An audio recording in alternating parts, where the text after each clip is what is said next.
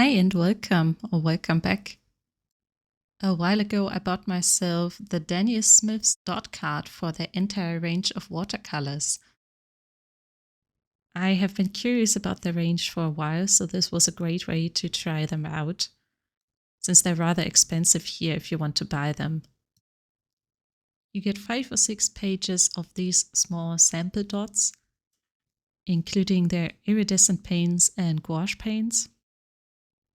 And there's also a bunch of information about each paint, such as the name, if it's staining, granulating, the series, which means how expensive it is, and which kind of shapes or formats it's available in. You also get information about how light fast these pigments are, and if they are transparent or more opaque. What Daniel Smith does not tell you is the pigment numbers for each of these colors. You would have to look these up on the website. So what do you do with this dot card once you are done? I think most people, including myself, just buy whichever paints look good to them.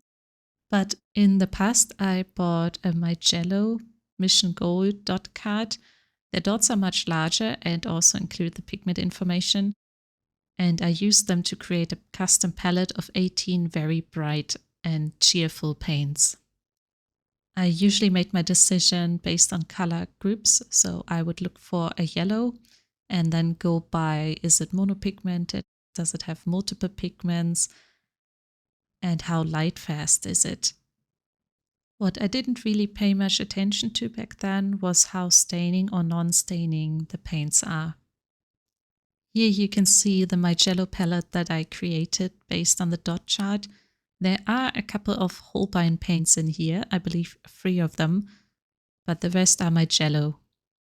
I love this palette a lot. When I swatched the Daniel Smith paints, I noticed how many really nice earth tones they have in their range. And this gave me an idea. When I painted Franduil earlier this year, I really struggled with achieving a realistic skin tone. While this painting turned out okay, I really don't think that these colors would work for most subjects. I'm not very good at color mixing, but when I saw the range of Daniel Smith's browns, I thought that I can surely find a few here that would be suitable for skin tones. Here you can see all of the Daniel Smith watercolors swatched out on Etchr's cold pressed paper. The paper that the dots will arrive with is usually not really the best kind of paper, so I would recommend to swatch these colors again on your most used watercolor paper, just to really know what they will look like when you use them. Here you can see their range of earth colors. They also have a lot of interesting granulating colors. They even have a couple of sparkly paints. So I went in with a clear plan to find a range of lighter to darker tones for skin, which would be non-granulating paints that are not staining or very little staining.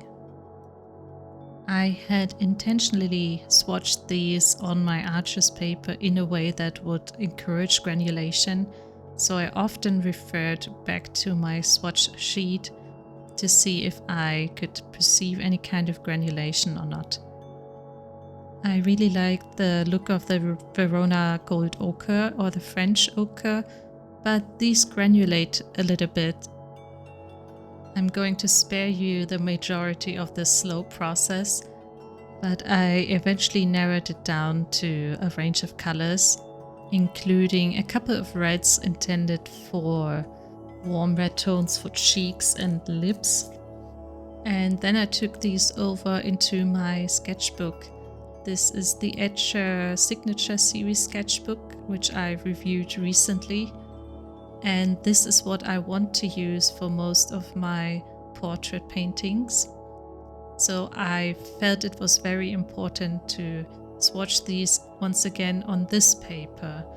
This sketchbook has also taught me that I need to pay a lot more attention to the properties of my paint, in particular if it's staining or non-staining. So I did a lifting test. This paper is also off-white, So I wanted to swatch everything again here just to make sure I would like the way that these paints look. And there's also quite a bit of a shift from wet to dry paint when using this paper. The paints will dry a lot lighter.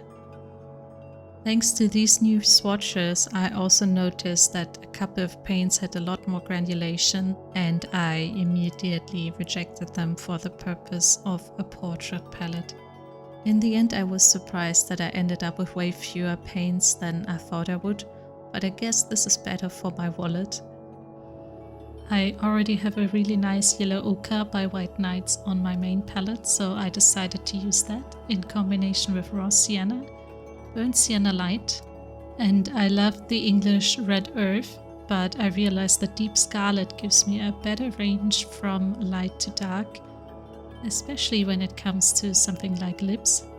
So I got that one, and I really wanted to buy transparent brown oxide, but I realized that I have transparent umber by Schmincke, which looks relatively similar and is still completely full, so I could not justify getting such a similar color. The next one I bought is sepia, and I also noticed that I can mix sepia with Payne's grey blue shade to mix a really nice black, which made it unnecessary to buy a black. In case of Payne's grey blue shade, I also have one by Schmincke on my palette, so I decided to put that one into this portrait palette. I still have a couple of spots left, so I might get a different blue or maybe a green, because the Payne's grey blue shade and the yellow ochre mix a really faint green, so I might need a stronger one.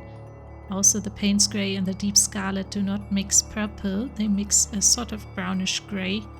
So I might want to add a couple more paints later on for better mixing options. If you have any particular suggestions, please feel free to let me know in the comments. Here I'm getting started on my painting. This is Aloy from the video game Horizon Zero Dawn. I found a screenshot on Pinterest. Her face looks relatively dark there. She actually has a really light skin tone that's sort of reddish. So I didn't go quite as dark in my own painting. Everything you can see here was painted using the new palette, except for her irises, which are green. I needed a bit of help from my main palette to get a more vibrant color for her iris. The background was painted with the mixture of sepia and Payne's grey blue shade that I mentioned before. Out of all of my new paints, the deep scarlet is my absolute favorite.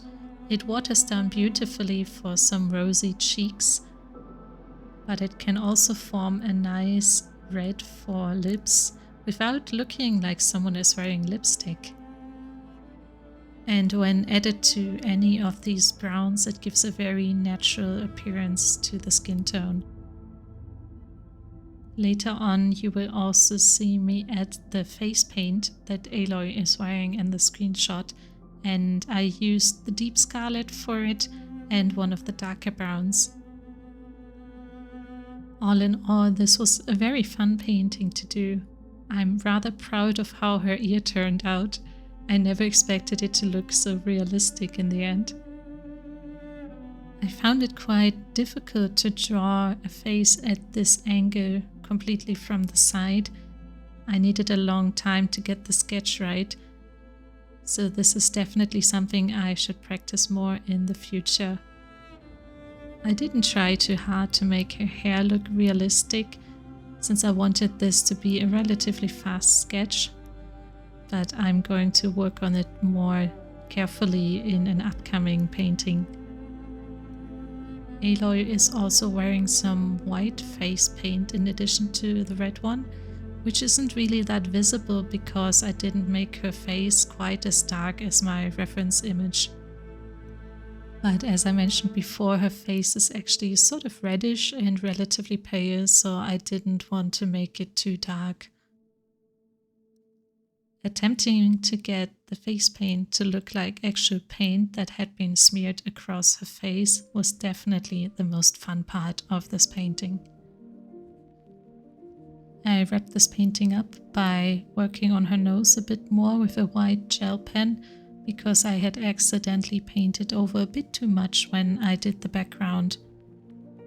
So here's the finished piece, and I've already started to paint on the right side of this page with another portrait of Aloy using this portrait palette. I'm really enjoying how I can overlay the paints here. The deep scarlet and the Payne's grey blue shade work beautifully together. The only times that I needed to use paints from other palettes was when I painted her eyes. Again, I needed a brighter green, and I also needed a brighter blue for her bandana and scarf. But even her headpiece is entirely painted with this new portrait palette, mostly using the yellow ochre and the sepia to give the impression of metal. I'm really thrilled with this palette, and if you have any other ideas what I could add here, please let me know. Thank you for watching and see you next time. Bye.